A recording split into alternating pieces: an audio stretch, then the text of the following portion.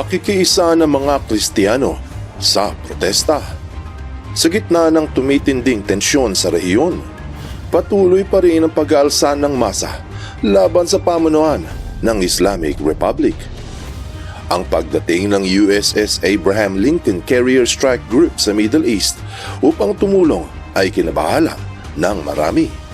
Ang layunin ay pataubin ang administrasyon ni Ayatollah. Siguradong magugulat ka sa malalaman mo na nagpamalas ng kakaibang tapang ang mga Kristiyanong Iranians at tumulong sa mga naging biktima ng karahasan, Kristyan man sila o Muslim. Mayroong mga naniniwala at marami din namang naghihinala. Ang tanong, totoo ba?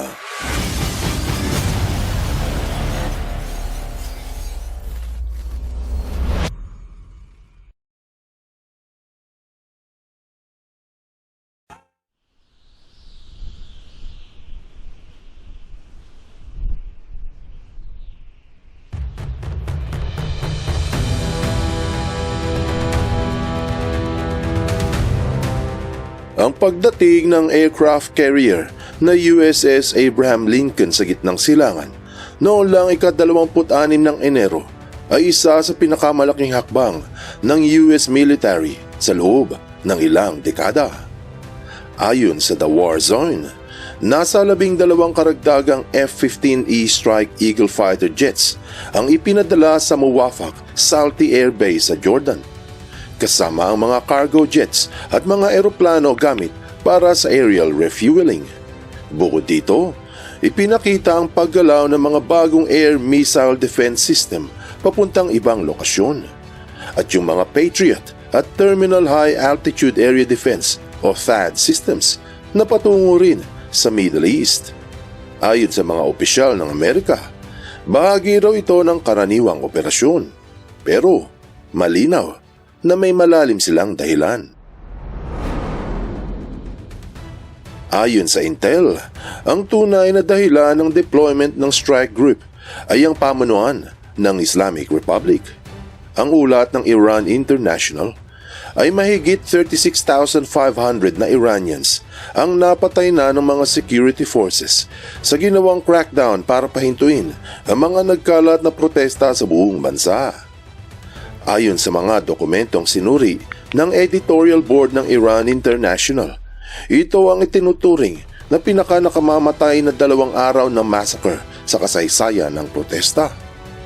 Mula pa noong huling bahagi ng 2025, nagkaroon ng malawak na pag-aalsa sa iba't ibang lungsod na nagsimula dahil sa problema sa ekonomiya at kalaunan ay nauwi sa mas malawak na pagtutol sa gobyerno. Magkakapit-bisig sa protesta, mga Muslim at mga Kristiyano. Mahalaga ang Middle East hindi lamang para sa Estados Unidos. Importante ito para sa buong mundo dahil sa langis at kalakalan.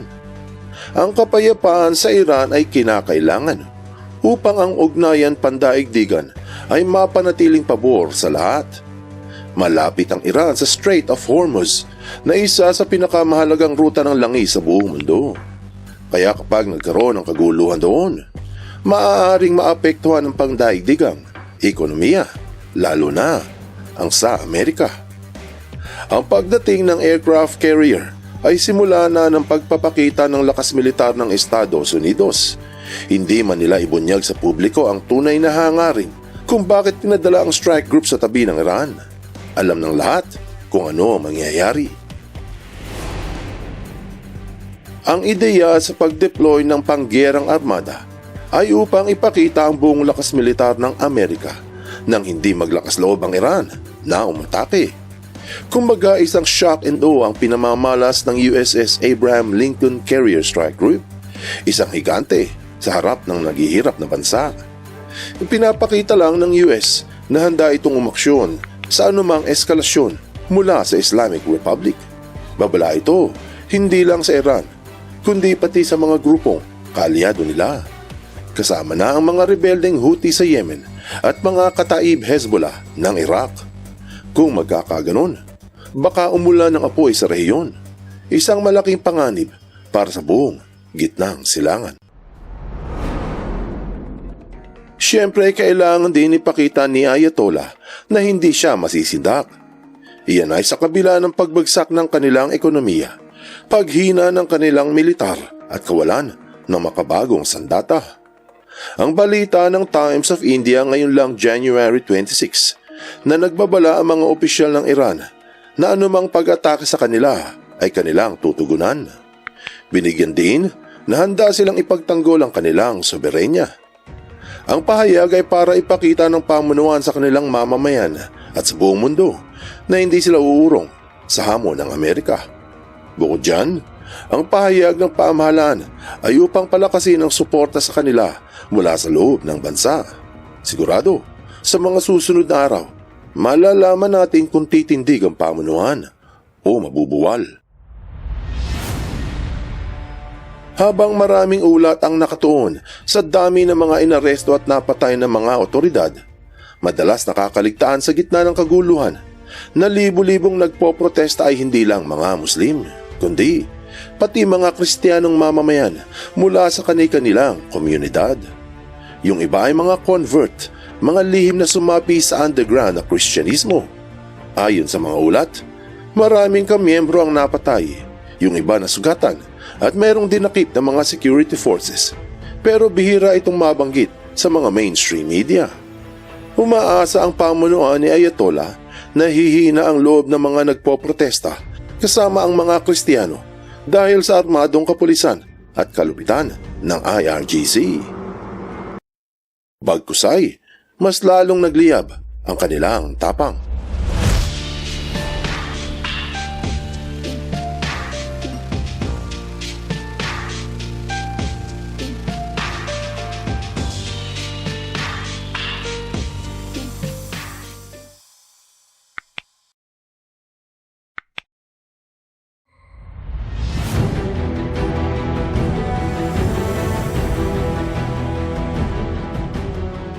Sa maniwala ka o sa hindi, naiulat sa ilang pahayagan ang pagtulong ng mga Kristiyano habang lumalala ang sitwasyon sa bansa. Ito ang ulat mula sa EWTN News noong ika-20 ng Enero 2026 na may mga Kristiyanong nasawi at inaresto habang nagpapatuloy ang malawakang protesta.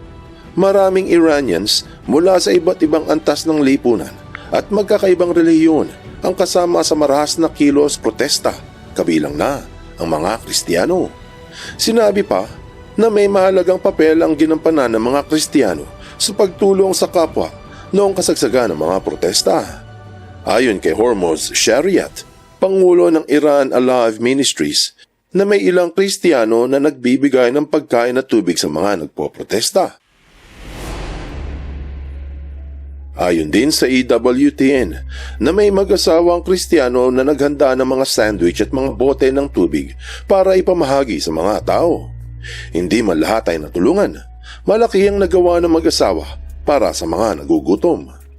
Sinabi rin na may iba pang Kristiyano na tumulong sa mga nasugatan. Dinala yung ibang nasaktan sa loob ng kani-kanilang mga bahay kahit pa namiligro ang kanilang buhay. Inulat ng Barnabas Aid na hindi bababa sa 10 Kristiyano ang inaresto sa 3 magkakaibang lugar sa lalawigan ng Fars sa kanlurang Iran. Ayon sa isang pastor, sinalakay ng mga security forces ang mga bahay ng ilang kamiyembro at inakusahan sila ng pagbibigay ng suportang spiritual sa mga nagpoprotesta. Ayon sa Open Doors UK, na magkakaroon ng pulong ang United Nations dahil sa pagdami ng mga napapatay sa Iran. Inulat pa na may isang Kristiyanong nag-convert, si Mohsen Rashidi, isang asawa at ama ng 3 anak na babae. Habang sinusubukan itong kunin ang bangkay ng isang kaibigan na napatay, sa kasamaang palad, siya ay nabaril at namatay din. Dahil sa pinaghihinalaan itong isa sa mga nagudyok, ipinagbawal ng mga otoridad ang pagdaraos ng burol para sa kanya. Isa siya sa 10 Kristiyano na kumpirmadong namatay dahil sa kanilang pakikilahok sa protesta. Dinagdag pa na ilang simbahan sa Iran ang humikayat sa mga sumasamba na patuloy na manalangin para sa kapayapaan ng kanilang bansa. Iba-iba ang naging reaksyon ng mga bansa sa gitnang silangan hinggil sa nagaganap na karahasan laban sa mga Kristiyano at mga Muslim sa Iran. Marami ang umaasa na darating ang tulong. May mga bansang umaasa sa proteksyon ng US pero ayaw ring madamay sa digmaan. Ang ilan ay nagpahayag na neutral sila at tumanggi na ipagamit ang kanilang teritoryo o airspace kung atake ang Amerika laban sa Iran.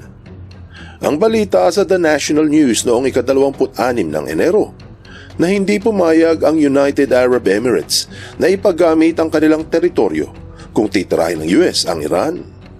Bukod sa UAE, may ilan pang mga bansa mula sa gitnang silangan ang ayaw ding magpagamit ng kanilang teritoryo. Kasama na rito ang Saudi Arabia. Habang nakatuon ang pansin ng buong mundo sa pagdating ng aircraft carrier, maraming bansa lalo na sa Europa ang nananawagan ng kapayapaan sa magkabilang panig. Mahalaga ang diplomasya para maiwasan ang eskalasyon upang matugunan ng maayos ang mga problema. Gayunpaman, marami ang naghahanda kung matutuloy ang sigalot. Pinaiiwas ang mga eroplanong tumatawid sa gawin ng Iran upang hindi madamay. Unti-unti na ring nagtataasa ng presyo ng langis sa ibang bansa, lalo na sa Asia. Pati mga international stocks ay apektado rin ng gulo. Naghahanda na rin ang mortal na kaaway ng Iran, ang Israel. Walang duda, sa mga susunod na araw, malalaman natin ang hakbang na gagawin ng Israel laban sa Iran. Anong aral ang mapupulot dito? Ang pagdating ng USS Abraham Lincoln Carrier Strike Group ay ikinagalak na ilang mga nagpoprotesta, pero ikinabahala ng ilang bansa. Ang layunin ng armada ay pataubin ang pamunuan ni Ayatollah. Kung magkakaganon, madugong engkwentro ang magaganap at posibleng maipit sa gitna ang mga Kristiyano. Dahil dito, nananawagan ng Europa ng mapayapang ugnayan ng dalawang bansa bago tuluyang sumabog ang malaking giyera.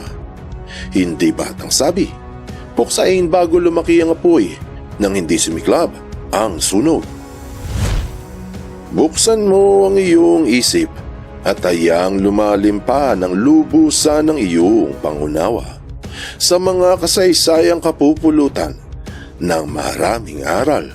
Tandaan, katotohanan ng susi sa tunay na kalayaan.